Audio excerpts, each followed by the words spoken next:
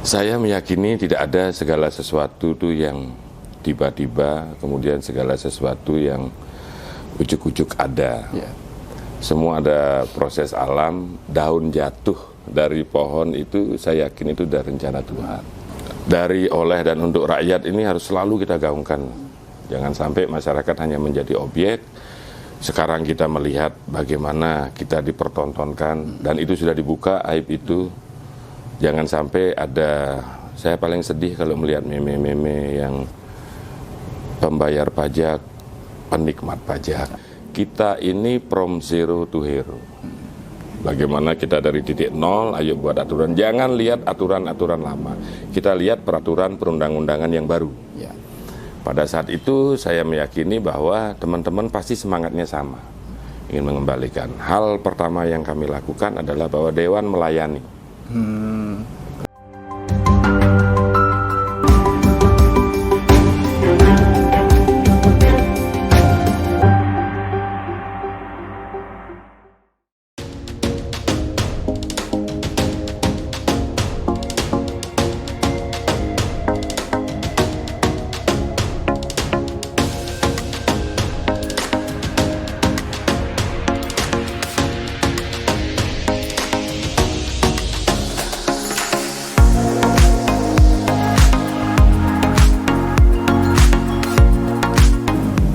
Assalamualaikum warahmatullahi wabarakatuh. Salam sejahtera untuk kita semuanya. Om Swastiastu, Namo Buddhaya, salam kebajikan. Tribuners, bertemu lagi dengan saya, Mujib Anwar, penanggung jawab Tribun Jatim. Kali ini saya bertemu dengan politisi senior, politisi ternama di Kota Malang. Beliau adalah Imade Riandiana Kartika SEMM, yang akrab disapa Pak Made. Yeah. Selamat siang Pak Made. Selamat siang Pak Mujib. Gimana kabarnya Pak Made? Sehat? Sehat. Pak Made, terima kasih ini. Di sela kesibukan Pak Made yang luar biasa, masih menyempatkan untuk mau wawancara eksklusif dengan kami. Pak Made, ini Kota Malang kan lagi momentum ulang tahun yang ke-109. Yeah. Ya, tentu ini usia yang sudah sangat matang ya bagi Kota Malang dalam menjalankan visi misi pembangunannya untuk mensejahterakan masyarakat dan terwujudnya RPJMD yang sudah ditetapkan oleh kepala daerah. Nah, Pak Made ini kan Ketua DPRD Kota Malang periode 2019-2024. Nah, apa Pak Made catatan kritis dari Ketua Dewan yang tugasnya memang mengawasi pembangunan di Kota Malang? Silakan Pak. Ya, pertama saya terima kasih bisa dihadirkan di forum yang luar biasa ini. Paling tidak kami bisa menyapa warga Kota Malang khususnya dan warga Jawa Timur pada umumnya, bahkan nasional mungkin ini. Jadi kami memang sekarang sedang semua masyarakat Kota Malang merayakan ulang tahun kami yang ke-109 di tengah bulan puasa. Bulan Ramadan ini artinya bulan penuh berkah, bulan yang mewajibkan kita peduli pada sesama, supaya kita merasakan bagaimana penderitaan orang lain pada saat kaum du'afa atau kesulitan memenuhi kebutuhan primernya, kan begitu. Saya meyakini tidak ada segala sesuatu itu yang tiba-tiba, kemudian segala sesuatu yang ujuk-ujuk ada. Semua ada proses alam, daun jatuh dari pohon itu saya yakin itu dari rencana Tuhan. Begitupun ulang tahun Kota Malang yang sekarang 109. Kita harus prihatin, kita harus usia 109 itu bukan lagi usia muda, usia euforia. Kalau sweet 17 dalam hidup seseorang sekali saja, itu sudah terlewati, kita sudah bukan sweet 17 lagi, tapi kita ini adalah usia dewasa. Sudah saatnya kita memikirkan bagaimana kebutuhan primer masyarakat itu harus terpenuhi di tengah usia kita yang ke-109 ini. Saya selalu menyampaikan pada wali kota, percuma buat kebijakan-kebijakan yang sifatnya bombastis, membangun gedung bertingkat, kemudian pengadaan barang dan jasa yang sebenarnya tidak menyentuh kepentingan masyarakat bawah. Inilah saatnya kita untuk flashback kembali, penuhi kebutuhan primer masyarakat terkait dengan pelayanan publik seperti pendidikan, kesehatan, dan infrastruktur yang sekarang banyak diributkan oleh masyarakat.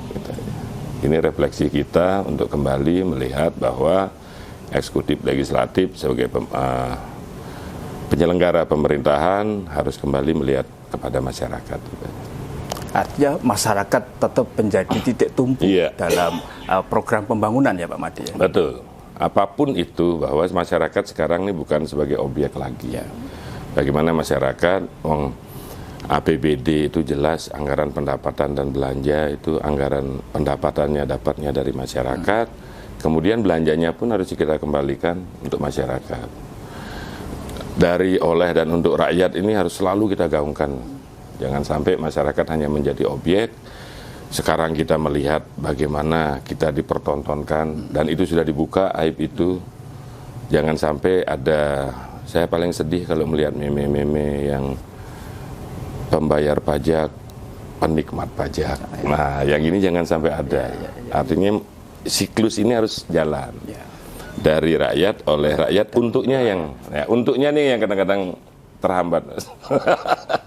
Itulah kami sebagai wakil rakyat wajib mengawal itu. Ya, Pak Made, lembaga dewan ini kan lembaga yang menampung aspirasi rakyat, masyarakat. Kalau DPRD Kota Malang kan berarti menampung aspirasi, keinginan masyarakat Kota Malang. Betul. Nah, dari selama Pak Made menjadi ketua DPRD Kota Malang ini, di momentum usia Kota Malang yang ke-109, apa Pak Made aspirasi Kota Malang yang sangat mendasar, yang perlu betul-betul diperjuangkan dan harus dikawal sampai nanti sampai nanti periode Pak Made habis. Iya, jadi kan begini Mas Ujib ya, saya ini kan, kami bukan saya sendiri, kami 45 orang ini dewan baru semuanya. Setelah Kota Malang, pasca terjadi tsunami itu kami dewan baru, sehingga ada kelebihan di situ, bukan saja saya melihat ada kekurangan, ada nilai plus di situ, kami masih kertas putih. Pada saat itu saya mengumpulkan 45 orang dewan, saya sampaikan bahwa kita ini from zero to hero. Bagaimana kita dari titik nol, ayo buat aturan. Jangan lihat aturan-aturan lama. Kita lihat peraturan perundang-undangan yang baru.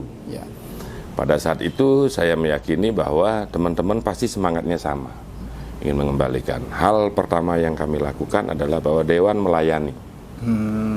Dewan ini melayani, buang egomu, buang eksklusifmu, bahwa kamu ini yang terhormat, saya paling nggak seneng kalau dipanggil yang terhormat, wong kami wakil. Ya kan? Saya beberapa kali menurut kami sindiran lah. Yang terhormat Bapak Dewan yang kami hormati, yang terhormat, arti kami merasa bahwa kalau sudah ada masyarakat yang menjadi caleg atau ingin mendaftar anggota DPRD, dia harus siap mengorbankan dirinya turun derajat dari rakyat menjadi wakil. Itu dulu mindset yang harus tertanam. Nah, bagaimana kita melayani itu selalu kami tanamkan, sehingga kami harus membuka diri. Muncullah kebijakan membuka gedung dewan untuk kepentingan masyarakat umum. Hall lantai 1 yang dulunya hanya ada ikan koi, kami bongkar, kami jadikan hall. Pembongkaran dengan pembangunan biayanya kan beda. Itu tidak butuh biaya banyak, tidak sampai 10 juta, kita bongkar kolam itu, kemudian menjadi hall yang langsung dinikmati oleh masyarakat. Artinya itu, sampai yang paling ekstrim, kami mempersilahkan masyarakat tidak mampu untuk melaksanakan pernikahan hitanan di gedung Dewan. Dewan sebagai rumah rakyat itu kita buka. Kemudian ada banyak pernikahan, sampai ruang paripurna kami buka juga. Kami buka untuk kegiatan masyarakat, pokok jangan yang kegiatan hura-hura. Sebenarnya kami buka, tapi kami selalu mengemas pembukaan itu, bukan kami kemas sebenarnya ya. Kami pun ingin mendengarkan suara rakyat di situ, lewat audiensi. Jadi selain mereka beracara, berkegiatan, kami minta mereka untuk bertemu kita, untuk menyampaikan apa sih usul saran dari kelompok ini untuk pembangunan Kota Malang, apa yang sekarang jadi hambatan. Sehingga segala aspirasi sekarang masuk saja mengalir. Nah, terus memang Kota Malang ini sudah menjadi ikon dan magnet untuk melakukan demo ya. Ya. Banyak demo kabupaten, masyarakat Batu, mereka demo yang sifatnya nasional. Ya. Jadi kadang-kadang saya tuh sering menjawab, demo yang terjadi di Kota Malang itu semua lebih banyak isu nasional. Ya. Kami sifatnya lebih banyak meneruskan. Saya tidak berharap dan tidak minta lah ya. Belum pernah masyarakat Kota Malang demo ke kami. Oh. Terkait pelayanan apa sih langsung minta audiensi. Ya. Minta audiensi suratnya. Karena saya sampaikan. Jadi judul demonya diganti menjadi audiensi. Ya? Berapa orang pun silakan masuk ke dalam. Begitu ruang paripurna kami kan bisa untuk 200 orang. 200 orang bicara kita dengarkan saja. Kita perwakilan 6 fraksi, pimpinan, itu kita dengarkan, setelah mereka curhat semua, satu persatu kita tanggapi. Dan itu selalu saya sampaikan, baik kepada adik-adik mahasiswa. Tapi adik-adik mahasiswa masih memakai pola lama yang mereka senang turun ke bawah. Ya. Dan tetap harus kami layani juga. Nah, kayak 2 hari yang lalu kami baru menerima demo tentang penolakan Undang-Undang Cipta Kerja. Yang kami tidak tahu prosesnya, dan protes tentang peradilan kasus Kanjuruhan. Ya. Nah, kami sebagai DPRD Kota Malang, aspirasi-aspirasi yang seperti itu kami hanya bisa meneruskan. Begitupun untuk kasus hukum, kami sampaikan bahwa kasus hukum harus diselesaikan secara hukum. Ya. Monggo banding, terakhir banding tidak puas, silakan PK. Tapi tidak mungkin kita dialog di pinggir jalan yang seperti itu kan gitu. Ya. Jadi menurut saya sekarang aspirasi sudah sangat banyak kita terima dan kita buka ruang seluas-luasnya untuk itu. Sampai Sabtu Minggu kita buka. Buka ya Pak? Iya. Karena kadang-kadang masyarakat ormas itu kan Sabtu Minggu mereka libur. Betul. Nah, Dewan itu tidak ada jam kerjanya. Ya. Iya. Artinya total ya. Total. Melayani masyarakat. Yang namanya melayani kan. Ya. Pak Made, untuk hubungan antara lembaga legislatif dengan eksekutif seperti apa ya pasca terjadi tsunami itu? Apakah sekarang ini dalam tanda petik ya lebih ya sedikit menjaga jarak ya, biar hal yang sama tidak terulang, karena ini kan cukup luar biasa ini tsunami yang terjadi di anggota Dewan periode sebelumnya. Saya melihat memang banyak itu menjadi pelajaran yang luar biasa, Mas. Ya. Baik di eksekutif maupun legislatif. Dan kami melihat hubungan kami sekarang sifatnya lebih pada hubungan profesionalisme. Oh, profesionalisme. Profesional, artinya tugasmu adalah eksekusi anggaran. Tugas kita adalah 3 hal. Kami punya tugas legislasi, penganggaran, dan pengawasan. 3 ini kamu silakan. Dan kami melihat prinsip kehati-hatian OPD Kota Malang juga sangat bagus. Kami juga sangat bagus. Dan banyak pelajaran yang bisa kita petik. Justru hubungan ini membuat kita lebih enjoy. Sudah tidak ada lagi sekarang OPD yang takut ketemu dengan Dewan. Karena tidak siap, dalam tanda kutip. Artinya sekarang hearing pagi kami bersurat untuk hearing jam 11, jam 12, mereka hadir. Masih hadir, karena apa? Hearing kami itu pasti tentang pelayanan. Tidak ada hearing tentang lain-lain. Karena saya tidak mau, saya selalu menugaskan anggota kami, jangan menunda masalah. Semakin kamu tunda masalah ini, mereka akan menjadi membesar, menjadi bola salju. Selesaikan di awal, sehingga besok akan muncul lagi masalah baru di masyarakat itu. Sehingga saya selalu menekankan, kalau saya menerima audiensi hari ini, besok harus tindak lanjut. Besok harus tindak lanjut. Siapa yang menindaklanjuti? Komisi-komisi. Ya. Artinya ketika 43 ya Pak ya? Iya, yang kemarin. Anggota DPRD Kota Malang yang terkena kasus yang itu berarti hikmahnya juga luar biasa ya, bagi lembaga Dewan Pimpinan Pak Made. Iya, jadi jangan pernah menyepelekan hal-hal kecil, Mas. Karena justru hal kecil itu yang berbahaya. Orang bisa terpeleset bukan karena tumpukan sampah yang besar, Ya. tapi karena ada sedikit tumpukan sampah yang kita tidak kelihatan, justru itu yang bisa membuat kita terpleset dan tergelincir kan gitu. Ya, Pak Made, ini kan tsunami itu juga ternyata membawa berkah Betul. bagi Pak Made. Ya, Bagi kita semua lah. Bagi terutama kan Pak Made ini kan. Ketika terjadi kasus yang menimpa anggota dewan itu yang 43 orang itu akhirnya pulung ini ternyata jatuh ke Pak Made. Pak Made ditunjuk sebagai ketua dewan DPRD Kota Malang yang semuanya tadi kan anggota baru. Ibaratnya tadi kan kertas putih. Lah ini gimana? Pasti beban yang luar biasa ada di pundak Pak Made ini. Jadi saya kembalikan lagi Mas ya. Saya sebelum menjadi, jangan dilihat saya baru terpilih terus menjadi ketua DPRD. Ada proses panjang di situ. Saya berpartai itu mulai dari wakil ketua ranting, Logomas tahun 2001. Kemudian saya menjadi dewan 2019. Ada proses di situ. Di partai kami internal, dan saya meyakini semua partai pasti ada proses kaderisasi dan proses pendidikan politik yang matang di situ. Saya adalah generasi ketiga di PDI Perjuangan. Setelah generasi pertama, generasi kedua, generasi pertama kemarin sudah berhenti, generasi kedua berhenti, kami adalah generasi ketiganya, kan begitu. Tapi sebenarnya Kota Malang memang unik. Dewan Pimpinan Cabang Kota Malang sudah unik, di mana generasi pertama itu juga mendapat sanksi karena belot ke partai lain. Generasi pertama ini Pak Penny maksudnya. Iya, benar. Terus kemudian generasi kedua Pak Arief karena kasus hukum. Saya milah generasi ketiga yang mau nggak mau memang harus disiapkan untuk itu. Dan kita harus ingat bahwa saya terpilih menjadi ketua DPRD itu bukan atas musyawarah mufakat atau pilihan 44 anggota dewan. Tapi undang-undang MD3, partai pemenang.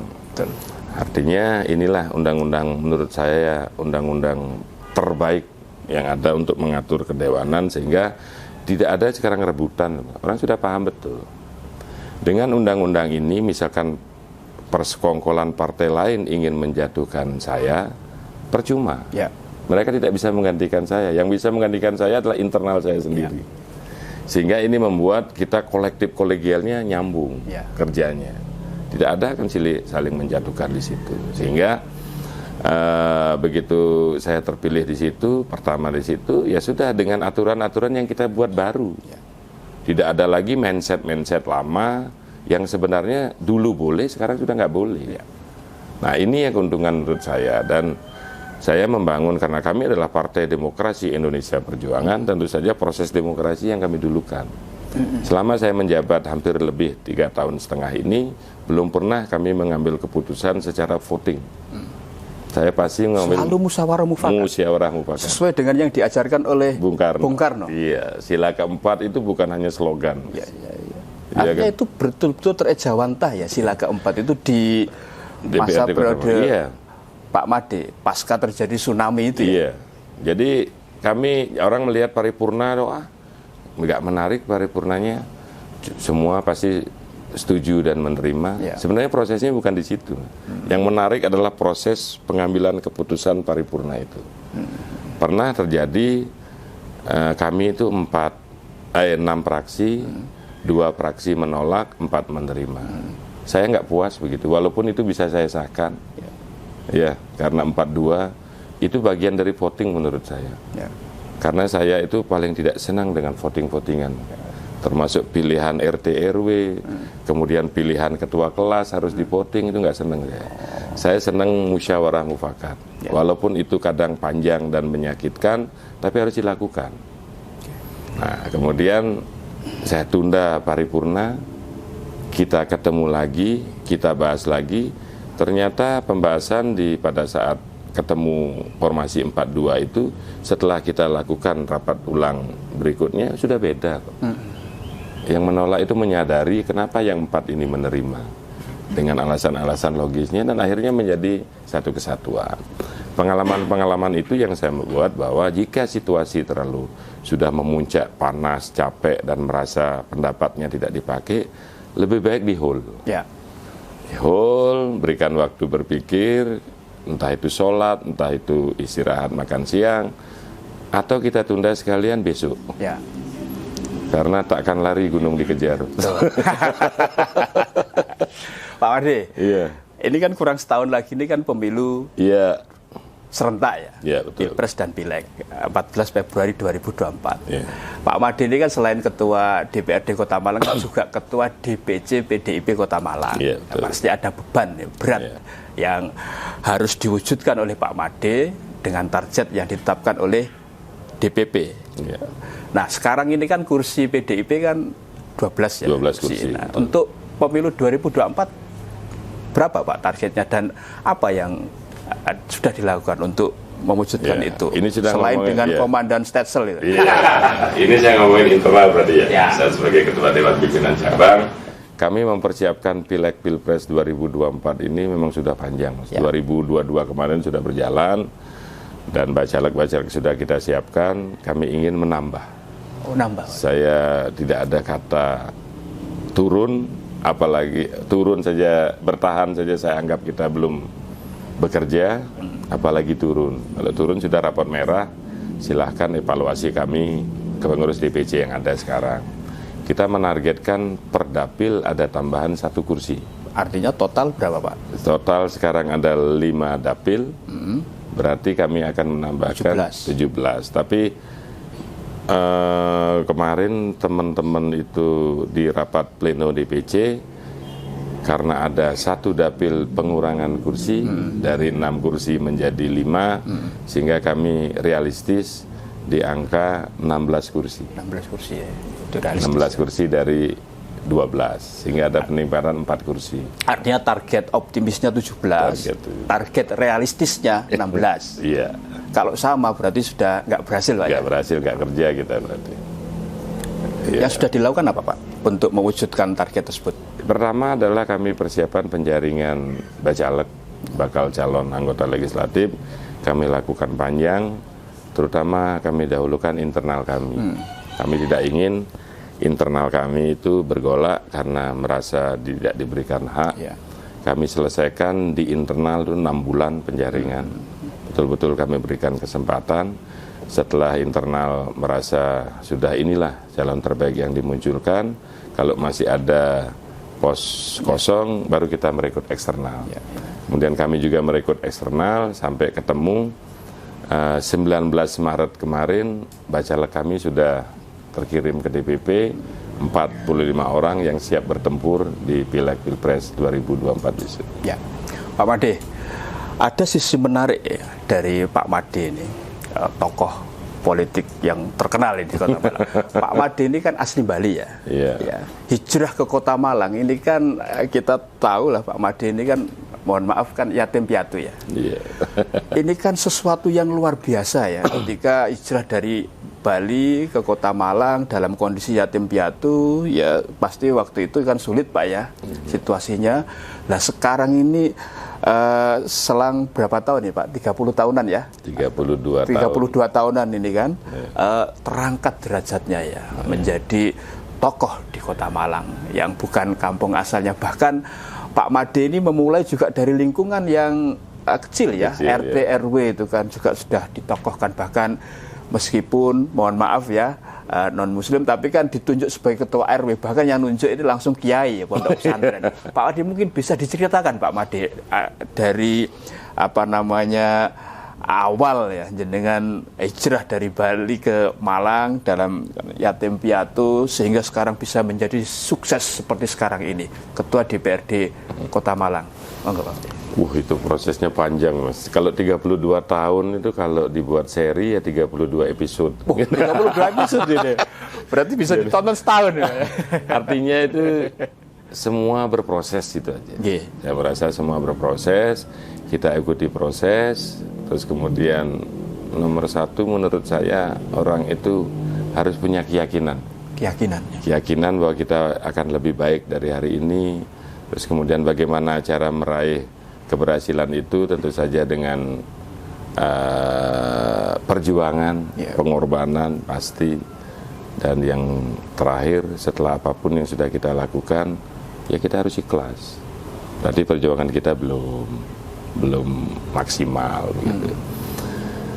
Jadi kalau saya dilihat memang saya tidak pernah menyepelekan hal-hal kecil, Mas. Jadi ketika saya kuliah itu saya sudah berkecimpung bukan di dunia kampus, tapi saya di dunia sosial kemasyarakatan, karena saya sangat tertarik sekali dengan gaya Kota Malang ini, yang penduduknya sangat egaliter. Apalagi saya berdapat tinggal di Tlogomas. Tlogomas itu adalah kelurahan terakhir yang masuk ke Kota Malang. Sebelumnya masuk ke Kabupaten Dau. Kabupaten Malang, Kecamatan Dau. Masuk Kabupaten Malang, Kecamatan Dau. Jadi saya merasa melihat suasana gotong royongnya, guyup rukun masyarakatnya itu luar biasa, sehingga itu yang membuat saya tertarik, dan saya menjadi penggiat sosial di kampung itu mulai dari Karang Taruna. Jadi saya tuh termasuk langganan ketua panitia peringatan HUT RI. Peringatan kemerdekaan bangsa Indonesia itu kita sudah biasa. Kemudian merangkak menjadi sekretaris RT. Kemudian saya menjadi sekretaris RW, wakil RW.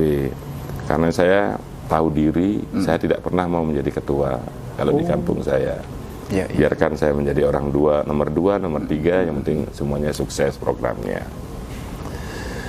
Kalau kita ingin berkiprah, tidak harus kita menjadi orang nomor satu, ya kan? Kalau tidak bisa menjadi yang utama, kita harus menjadi yang beda lah, kan gitu. Yang berbeda, yang punya prinsip, sehingga kita bisa menjadi perhatian di situ. Bukan cari perhatian, ya. Kita diperhatikan orang. Dan memang bukan karena saya sebenarnya saya bisa begini, ya karena Kota Malang ini memang luar biasa. Masyarakatnya mendukung. Tidak pernah saya mendapat perlakuan yang diskriminatif. Sehingga kita menjadi semangat gitu loh. Belum pernah saya turun orang tanya apa agamamu. Gitu Pak. Ya, paling asli Bali ya. Ya sudah biasa, karena Malang ini kan miniaturnya Indonesia ya. Cari orang apa yang nggak ada di Malang. Pada akhirnya pilihan jalur politik. Iya. Akhirnya saya kalau untuk kenapa? Jalur politik sudah jelas, Pak. Bagi saya berpolitik itu adalah agama kedua. Sehingga saya memilih itu mulai saya kuliah sampai saya berumah tangga. Tahun 98 saya menikah. Saya memutuskan terjun ke politik tahun 99. Pilihan saya sudah jelas, ketemu, tapi proses pemilihan partai politik itu panjang. Saya melihat bahwa saya ini adalah pengagum Bung Karno. Nasionalis jati. Pengagum Bung Karno, sehingga saya melihat mana partai besutan Bung Karno. Ketemu di PDI Perjuangan. Dan ini pilihan saya pertama dan mungkin terakhir sepanjang hidup saya berpolitik. Saya akan tetap di PDI Perjuangan. Seandainya saya tidak berpolitik lagi, saya tidak akan pindah partai, ya sudah pensiun saja. Mantan pengurus PDI Perjuangan seumur hidup saya. Iya. Pasti ada guru politik dong, Pak? Iya, jelas. Siapa Pak itu, Pak? Guru politik saya, ketua DPP saya, Dr. Ahmad Basarah, wakil ketua MPR RI. Iya. Juga. Saya betul-betul menemukan figur yang selama ini saya dambakan di dunia politik. Bukan, saya paling tidak senang dibilang politikus. Saya ingin mengarah ke arah negarawan. Saya temukan jiwa negarawan di beliau. Karena beliau selalu mengajarkan bagaimana tanggung jawab kita menjadi wakil rakyat itu tidak gampang. Hal-hal kecil yang beliau ajarkan, sampai beliau punya ajaran senti per senti harus kamu perhitungkan. Jangkah per jangkah kamu harus perhitungkan, meter per meter kamu harus perhitungkan, sampai kilometer perjalananmu. Kemudian hukum jika maka dari beliau sangat melekat di saya. Jika saya seperti ini, maka akan terjadi seperti ini. Itu yang membuat kita setiap melangkah pasti akan kita pikirkan matang. Hukum kausalitas jika maka itu. Iya, jadi saya merasa saya bisa seperti ini ya karena Bapak Dr. Ahmad Basarah itu. Ya. Pak Made, ini terakhir pesan Pak Made ya selaku bapaknya Arek Malang, kan? Bapaknya Arek Malang kan, ketua DPRD Kota Malang, bapaknya rakyat Malang kan, wakilnya rakyat Malang. Apa Pak di momentum ulang tahun Kota Malang yang ke-109 ini pesan Pak Made? Kota Malang ini hanya bisa dibangun dengan kebersamaan. Karena kita ini sudah terakhir pluralisme, kita sudah tidak usah lagi mencari apa sih sejatinya Malang ini. Ya Malang ini sejatinya ya memang muncul dari perbedaan-perbedaan yang kita berhasil mencatukan. Ya.